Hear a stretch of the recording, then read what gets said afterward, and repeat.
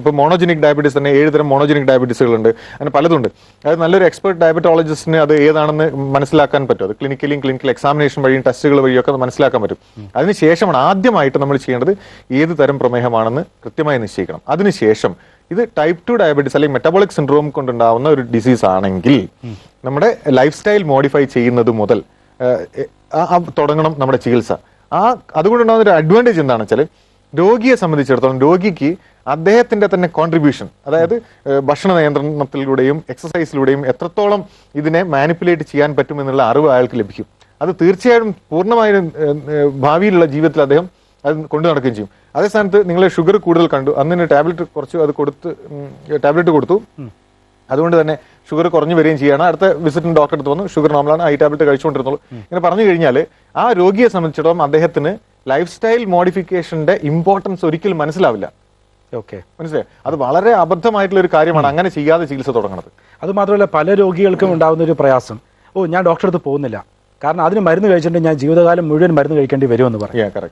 അത് ഒരു തരത്തിലൊരു വാസ്തവമാണോ? അത് ജീവിതകാലം മരുന്ന് കഴിക്കേണ്ട അവസ്ഥയാണെങ്കിൽ മരുന്ന് കഴിക്കേണ്ടി വരും. പക്ഷേ ഈ മരുന്ന് കഴിക്കേണ്ട അവസ്ഥ എവിടെ തുടങ്ങുന്നു എന്ന് തീരുമാനിക്കാൻ ഡോക്ടർക്ക് പറ്റുള്ളത്, രോഗിക്ക് പറ്റില്ല. അപ്പൊ ഡോക്ടറെ അടുത്ത് പോവാതെ ഞാൻ ഡോക്ടറെ അടുത്ത് പോയാൽ മരുന്നിന് അടിമപ്പെടും എന്ന് പറയുന്നതിൽ അർത്ഥമില്ല. മരുന്നിന് അടിമപ്പെടുകയല്ല ചെയ്യുന്നത്. സത്യം പറഞ്ഞു കഴിഞ്ഞാൽ നമ്മൾ മരുന്ന് ആവശ്യത്തിന് മോഡിഫൈ ചെയ്യാൻ വേണ്ടി കണ്ണിന് കാഴ്ച കുറയുമ്പോൾ കണ്ണട ധരിക്കുന്നത് പോലെയാണ് നമ്മുടെ ശരീരത്തിന് ഷുഗറിനെ ഹാൻഡിൽ ചെയ്യാൻ കപ്പാസിറ്റി ഇല്ലാതെ ആകുമ്പോൾ നമ്മൾ എക്സസൈസ് ചെയ്താലും ഡയറ്റ് കൊണ്ട് മാനിപ്പുലേറ്റ് ചെയ്ത് കഴിഞ്ഞാൽ ഒന്നും ഷുഗർ നോർമൽ ലെവലിൽ നിൽക്കുന്നില്ലെങ്കിൽ പിന്നെ മരുന്നുകളിലേക്ക് പോകേണ്ടി വരും.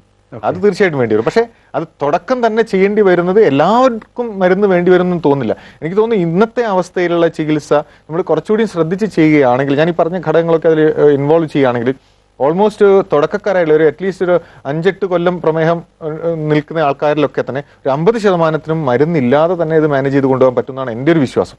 എൻ്റെ പല രോഗികളും എനിക്കത് ബോധ്യമായിട്ടുണ്ട്. ഓക്കെ. അതുപോലെ പലരും തന്നെ മരുന്ന് കഴിച്ചു തുടങ്ങിയിട്ട് പിന്നെ ഏതെങ്കിലും ഒരു പ്രാവശ്യം അവരത് റീഡിംഗ് എടുത്ത് നോക്കുന്ന സമയത്ത് ഷുഗർ നോർമൽ ആണെന്നൊരു വിചാരിക്കാം, പിന്നെ അവർ മരുന്നേ കഴിക്കില്ല. അത് ശരിയായ പ്രവണതയാണോ? അല്ല, തീർച്ചയായിട്ടും അല്ല. ഇപ്പൊ ഞാൻ ഈ പറഞ്ഞ പോലെ തന്നെ മനോജ്, ഞാൻ കണ്ണട ധരിക്കുന്നുണ്ട്, വായിച്ചുകൊണ്ടിരിക്കുമ്പോൾ നമുക്ക് നന്നായി കാണുന്നുണ്ട്, അവന് കണ്ണട എടുത്ത് വായിക്കാം എന്ന് വിചാരിക്കുന്ന പോലെയാണത്. ഓക്കെ. അപ്പോഴെന്ത് സംഭവിക്കും? നമുക്ക് കാണില്ല. കാരണം ഇതിന്റെ ഹെൽപ്പോട് കൂടിയാണ് ആ ലെവൽ നമുക്ക് കാഴ്ച കിട്ടുന്നത്. അതുപോലെ തന്നെ ഈ മരുന്നുകളുടെ സഹായത്തോടു കൂടിയാണ് നമ്മുടെ ഷുഗറിനെയും കൊളസ്ട്രോളിനെയൊക്കെ ഈ ലെവലിൽ അല്ലെങ്കിൽ പ്രഷറിനെയൊക്കെ ഈ ലെവലിൽ നിയന്ത്രിച്ച് നിർത്തുന്നത് എന്നുള്ള ബോധം പ്രത്യേകിച്ച് പേഷ്യന്റ് ഉണ്ടായിരിക്കണം. ഓക്കെ. അതും കൂടിയാണ് ഹെൽപ്പ് ചെയ്യുന്നത്. അതിന്റെ സപ്പോർട്ടിലാണ് അത് കുറഞ്ഞു നിൽക്കുന്നത്. അത് എടുത്തു കളയുമ്പോൾ ആ താങ്ങില്ലാതാവും, വീണ്ടും പഴയ രീതിയിലേക്ക് മാറും. ഈ ഡയബറ്റീസിന്റെ കാരണങ്ങൾ ഡോക്ടർ കുറച്ച് മുമ്പേ പറഞ്ഞത് സബ് ക്ലിനിക്കൽ ഇൻഫ്ലമേഷനെ കുറിച്ച്, അതിനെക്കുറിച്ച് ഒന്നും കൂടെ ഒന്ന് വിശദീകരിച്ച് പറയാൻ പറ്റുമോ? കറക്റ്റ്. ഈ സബ് ക്ലിനിക്കൽ ഇൻഫ്ലമേഷൻ എന്ന് പറയുന്ന ഒരു കോൺസെപ്റ്റ് ഇതിന്റെ പെത്തോജെനിസിസുമായിട്ട് ബന്ധപ്പെട്ടതാണ്, ഡയബറ്റോജെനിസിസുമായിട്ട് ബന്ധപ്പെട്ട ഒരു കാര്യമാണ്. ഈ ഇൻഫ്ലമേഷൻ എന്ന് പറയുന്നത് നമുക്ക് എല്ലാവർക്കും അറിയാം. അതായത് ഒരു ഇഞ്ചുറി അല്ലെങ്കിൽ ഒരു ഇൻസൾട്ട് ഉണ്ടാവുന്ന സമയത്ത് നമ്മുടെ ശരീരം അതിനോട് പ്രതികരിക്കുന്ന സമയത്ത് ഉണ്ടാവുന്ന വീക്കം, വേദനയൊക്കെയാണ് ഈ ക്ലിനിക്കൽ ഇൻഫ്ലമേഷൻ എന്ന് പറയുന്നത്. അത് ക്ലിനിക്കലി എവിഡന്റ് ആയിരിക്കും. അതേസമയം ഈ സബ് ക്ലിനിക്കൽ ഇൻഫ്ലമേഷൻ എന്ന് പറയുന്ന സാധനം നമുക്ക് ക്ലിനിക്കലി എവിഡന്റ് അല്ല. അത് കണ്ടുപിടിക്കാൻ ചില സ്പെഷ്യൽ ടെസ്റ്റുകളൊക്കെ വേണം, അല്ലാതെ നമുക്ക് നോക്കി കണ്ടുപിടിക്കാൻ പറ്റുന്നതല്ല.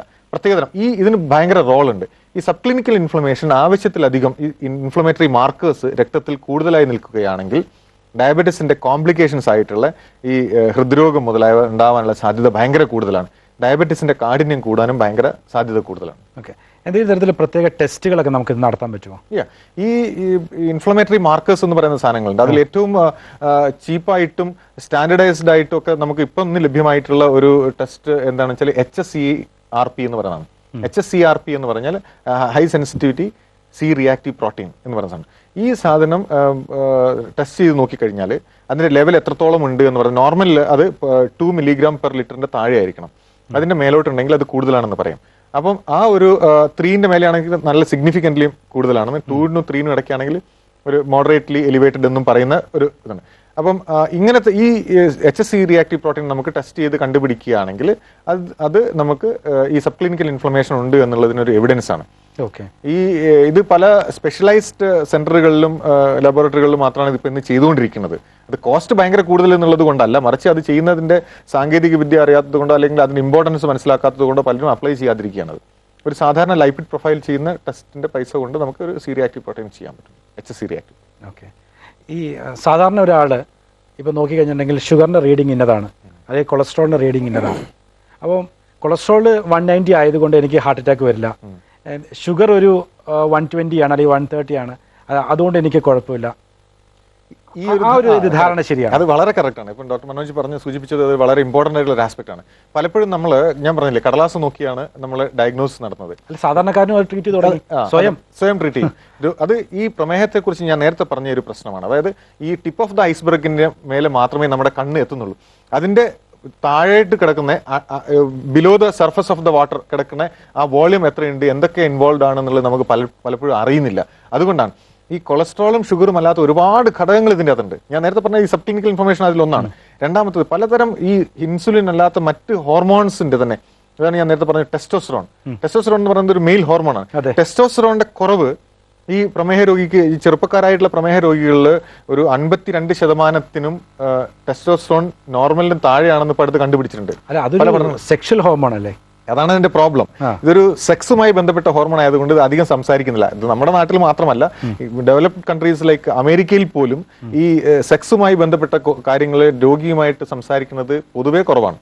നമ്മുടെ ഇവിടത്തെക്കാട്ടിലും കൂടുതലാണെങ്കിൽ പോലും ആ ഒരു ധാരണ കൊണ്ട് തന്നെ പലപ്പോഴും ഇത് ടച്ച് ചെയ്യാറില്ല. പക്ഷേ ഞാനിപ്പോൾ അടുത്ത കാലത്ത് കണ്ടതായിട്ട്, ഞാൻ തന്നെ ഒരു പേഷ്യൻസിനെ വരുന്ന സമയത്ത് ഞാൻ ഇത് പല ആംഗിളിലും നോക്കിയിട്ട് ടെസ്റ്റോസ്റ്ററോണിന്റെ അളവ് കുറവുണ്ടാകാൻ സാധ്യതയുള്ളതാണെങ്കിൽ ഞാൻ അത് ടെസ്റ്റ് ചെയ്ത് നോക്കി അത് കണ്ടുപിടിച്ചിട്ട് അതിനെ മാനേജ് ചെയ്യാനുള്ള ശ്രമിക്കാറുണ്ട്. ഈ സെക്ഷൽ ഹോർമോൺ ഡയബറ്റീസും തമ്മിൽ എങ്ങനെയാണ് ബന്ധിപ്പിച്ചത്? ഈ പ്രധാനമായിട്ട് എന്താ പ്രോബ്ലം എന്ന് വെച്ചാൽ നമ്മളുടെ ശരീരത്തിന്റെ മസ്കുലൈൻ ഒരു ഘടന, ഏതൊരു മസ്കുലൈൻ ഹോർമോണാണ് ടെസ്റ്റോസ്റ്ററോൺ. മസിൽ കുറയുകയും ഫാറ്റ് കൂടുകയും ചെയ്യുന്നതാണ് പ്രമേഹം ഉണ്ടാകാനുള്ള ഏറ്റവും പ്രധാനപ്പെട്ട കാരണം, പ്രത്യേകിച്ചും പുരുഷന്മാരിൽ. അപ്പൊ ഈ ടെസ്റ്റോസ്റ്ററോൺ ജന്മനാ തന്നെ അല്ലെങ്കിൽ നോർമലി തന്നെ സാധാരണഗതിയിൽ നോർമൽ അല്ലെങ്കിൽ ഒരു ഹൈ നോർമൽ ലെവലിലുള്ള ആൾക്ക് ഈ ഷുഗർ വരാനുള്ള സാധ്യത കുറയും, ഹൃദ്രോഗം വരാനുള്ള സാധ്യത കുറയും, അവർക്ക് ആയുസ് കൂടും, മെമ്മറി കൂടും, ഒരുപാട് നല്ല ആരോഗ്യപരമായ ജീവിതം നയിക്കാൻ പറ്റും എന്നുള്ളത് നമുക്ക് അതിന്റെ പ്രവർത്തനം മനസ്സിലാക്കി കഴിഞ്ഞാൽ അറിയാൻ പറ്റും.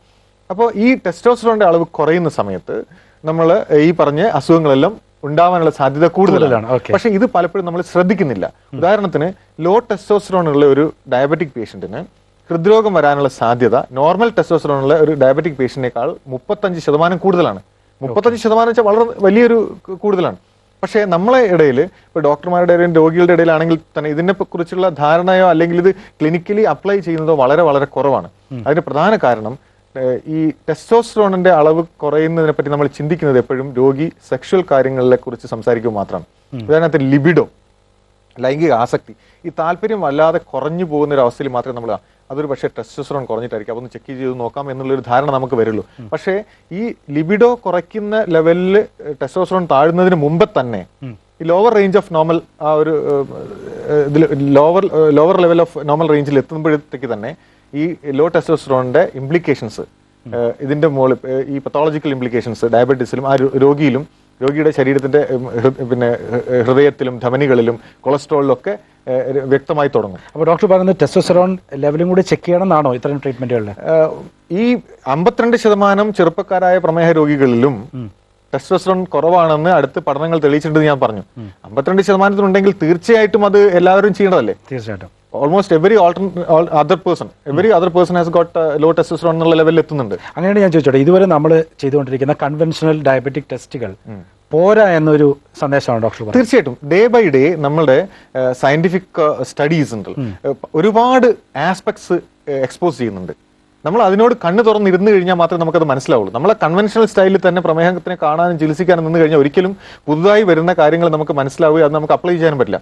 ഒരുപാട് സ്റ്റഡീസ് നടക്കുന്ന ഒരു ഡിസീസാണ് ഡയബറ്റീസ്.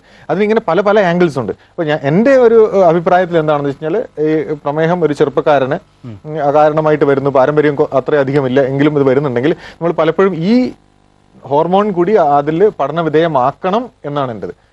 ഓക്കെ, ഈ ഇൻക്രെറ്റിൻ ഹോർമോൺ എന്നാണ് റൈറ്റ്. അപ്പോൾ ഹോർമോൺസിനെ കുറിച്ച് സംസാരിച്ചു ഒരുപാട് സംസാരിക്കപ്പെടുന്ന ഒരു ഹോർമോൺ കേൾക്കാൻ താല്പര്യമുള്ള ഒരു കാര്യമാണ് ഇൻക്രെറ്റിൻ ഹോർമോൺ എന്ന് പറഞ്ഞാൽ ഗട്ട് ഹോർമോൺ എന്ന് പറഞ്ഞാൽ, അതായത് നമ്മുടെ കുടലിൽ നിന്നും ഉൽപ്പാദിപ്പിക്കുന്ന ഒരു ഹോർമോണാണ്. ഇതിന്റെ പ്രത്യേകത എന്താണെന്ന് വെച്ചാൽ, നമ്മൾ ഭക്ഷണം കഴിച്ച് ആ ഭക്ഷണം കുടലിൽ എത്തുമ്പോഴേക്ക് തന്നെ ഈ കുടലിൽ നിന്ന് സെക്രീറ്റ് ചെയ്യപ്പെടുന്ന ഒരു മെസഞ്ചറാണ് ഈ ഇൻക്രെറ്റിൻ ഹോർമോൺസ്. ഈ മെസഞ്ചർ നേരെ പോയിട്ട് നമ്മുടെ പാങ്ക്രിയാസിൽ ചെന്നിട്ട് ഇതാ ഷുഗർ വരാൻ പോകുന്നുണ്ട്, ഇൻസുലിൻ സെക്രറ്റ് ചെയ്യാൻ റെഡിയായി നിന്നോളൂ, അല്ലെങ്കിൽ സെക്രറ്റ് ചെയ്തോളൂ എന്ന് പറയണേ. അപ്പോൾ ഷുഗർ കൂടി വരുന്ന സമയത്ത് ആ കൂടുന്ന ഷുഗറിനോട് റെസ്പോണ്ട് ചെയ്യാൻ വേണ്ടി ഈ പാങ്ക്രിയാസിലെ ബീറ്റാ കോശങ്ങളെ പ്രിപ്പയർ ചെയ്ത് നിർത്താനുള്ള ഒരു മെസ്സഞ്ചറായിട്ട് പോകുന്ന ഒരു ഹോർമോണാണ് ഈ ഇൻക്രെറ്റിൻ ഹോർമോൺസ് GLP-1 എന്നൊക്കെ പറയുന്ന ഒരു ഹോർമോൺ ഉണ്ട്. ഈ ടൈപ്പ് 2 ഡയബറ്റീസിൽ ഈ ഇൻക്രെറ്റിൻ ഹോർമോൺസിന്റെ സെക്രീഷൻ കുറഞ്ഞു പോകും. ഇതിന് വളരെ വേറൊരു ആസ്പെക്ട് ഉണ്ട്. ഉദാഹരണത്തിന് നമ്മൾ ഫാസ്റ്റിംഗ്, റിലീജിയസ് ഫാസ്റ്റിംഗ് എടുക്കുമ്പോൾ ഒരുപാട് ദിവസം അടുപ്പിച്ച് 10-30 ദിവസമൊക്കെ അടുപ്പിച്ച് റിലീജിയസ് ഫാസ്റ്റിംഗ് എടുക്കുമ്പോൾ ഈ ഫാസ്റ്റിംഗ് സീസൺ കഴിഞ്ഞ് കഴിഞ്ഞാൽ പൊതുവെ ആൾക്കാരുടെ ബ്ലഡ് ഷുഗർ കൂടി കാണാറുണ്ട്. അത് നമ്മൾ എല്ലാവരും ധരിച്ചിരിക്കുന്ന ആ സമയത്ത് ഭക്ഷണം കഴിച്ചത് കൊണ്ടോ അല്ലെങ്കിൽ ഇതുകൊണ്ടായിരിക്കുന്നത്. പക്ഷെ അതുകൊണ്ടല്ല, ശരിക്കും ഭക്ഷണം കഴിക്കാതിരിക്കുന്നതുകൊണ്ടാണ്. കാരണം ഏറ്റവും കൂടുതൽ ഭക്ഷണം കഴിക്കലും ഇൻക്രെറ്റിൻ ഹോർമോൺ ഉൽപ്പാദിപ്പിക്കുകയൊക്കെ ചെയ്യുന്ന പകൽ സമയങ്ങളാണ്. ആ സമയത്ത് നമ്മൾ ഭക്ഷണം കഴിക്കാതിരുന്നാൽ, കുറേ ദിവസം കഴിക്കാതിരുന്നു കഴിഞ്ഞാൽ ഓട്ടോമാറ്റിക്കലി ഇൻക്രെറ്റിൻ ഹോർമോൺസിന്റെ സെക്രീറ്ററി ലെവൽ കുറഞ്ഞു വരികയും അതുകൊണ്ട് തന്നെ പിന്നീട് അത് കഴിഞ്ഞിട്ട് നമ്മൾ നോമ്പ് കഴിഞ്ഞ സീസണിൽ ഭക്ഷണം കഴിക്കാൻ തുടങ്ങുമ്പോൾ ഈ ഭക്ഷണത്തിന് അനുസൃതമായിട്ട് ഇൻസുലിൻ ഉൽപ്പാദിപ്പിക്കാനുള്ള കപ്പാസിറ്റി കുറയുകയും ചെയ്യുന്നത് സാധാരണമാണ്. അപ്പൊ ഈ ഇൻക്രെറ്റിൻ ഹോർമോണിനെ ഉദ്ദീപിപ്പിക്കാനും അതിന്റെ കുറവിനെ പരിഹരിക്കാനുമുള്ള പുതിയ മരുന്നുകൾ ഇപ്പം മാർക്കറ്റിൽ ലഭ്യമാണ്. ഓക്കെ ഡോക്ടർ, സാധാരണക്കാരായ ആളുകൾക്ക് സാധാരണ ഇതിൽ കണ്ടിട്ടില്ലാണ് കണ്ണിന് ഡയബറ്റീസ് ബാധിക്കും. അതുപോലെ കണ്ണിനൊരു പ്രയാസം ഉണ്ടാവും, ഞരമ്പിന് അസുഖം ഉണ്ടാവും, നമ്മുടെ കാലുകൾക്ക് അസുഖം ഉണ്ടാവും, കിഡ്നിക്ക് അസുഖം ഉണ്ടാവും.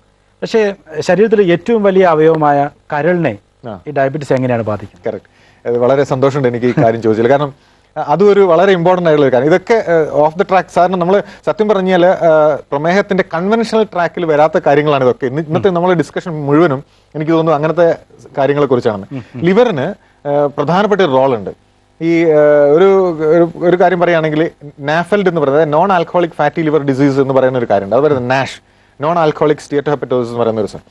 ഇത് ലിവറിനെ ബാധിക്കുന്ന പ്രമേഹത്തിന്റെ ഒരു മാനിഫെസ്റ്റേഷൻ ആണ്. അല്ലെങ്കിൽ പ്രമേഹം ഉണ്ടാവുന്നതിന് മുമ്പ് തന്നെ ലിവറിൽ ഈ ചേഞ്ച് വരികയും ലിവറിൽ ഈ ചേഞ്ച് വന്നാൽ പ്രമേഹം ഉണ്ടാവുകയും ചെയ്യുന്ന അങ്ങോട്ടും ഇങ്ങോട്ടും ബന്ധപ്പെട്ട് കിടക്കുന്ന മ്യൂച്വലി റെസ്പോൺസിബിൾ ആയിട്ടുള്ള ഒരു ആസ്പെക്ട് ആണത്. ഇത് സാധാരണഗതിയിൽ കള്ളുകുടിയന്മാരിൽ മാത്രം കാണുന്ന ഒരു സാധനം ഫാറ്റി ലിവർ അല്ലെങ്കിൽ സിറോസിസ് എന്നൊക്കെ പറയുന്നത്. ഈ സിറോസിസ് എന്ന് പറയുന്ന സാധനം മദ്യം കഴിക്കാതെയും അതുപോലെ തന്നെ വൈറൽ രോഗങ്ങൾ, ജോണ്ടിസ് മരുന്ന്, അങ്ങനത്തെ സാധനങ്ങൾ വരാതെ തന്നെ ചില ആൾക്കാർക്ക് സിറോസിസ് കാണാറുണ്ട്, പ്രത്യേകിച്ചും പ്രമേഹ രോഗികൾ. അതിന്റെ പ്രധാന കാരണം ഈ പ്രമേഹ രോഗികളിൽ തുടക്കം മുതൽക്ക് തന്നെ ലിവറിൽ കൊഴുപ്പടിഞ്ഞിട്ട് ഫാറ്റി ലിവർ എന്ന് പറയുന്ന ഒരു അവസ്ഥ ഉണ്ടാവുന്നുണ്ട്. ഈ ഫാറ്റി ലിവറിനെ നമുക്ക് ചികിത്സിച്ച് മാനിപ്പുലേറ്റ് ചെയ്യാൻ പറ്റും. ലൈഫ് സ്റ്റൈൽ ചേഞ്ചസ് കൂടിയും ചിലതരം മെഡിസിനിൽ കൂടിയൊക്കെ ചേഞ്ച് ചെയ്യാൻ പറ്റും. അത് ചേഞ്ച് ചെയ്താൽ തന്നെ ഒരുപാട് നമ്മുടെ പ്രമേഹത്തിന്റെ ഇന്റൻസിറ്റിയും കുറയും. അത് പലപ്പോഴും നമ്മൾ ശ്രദ്ധിക്കപ്പെടാതെ പോകുന്ന ഒരു കാര്യമാണത്.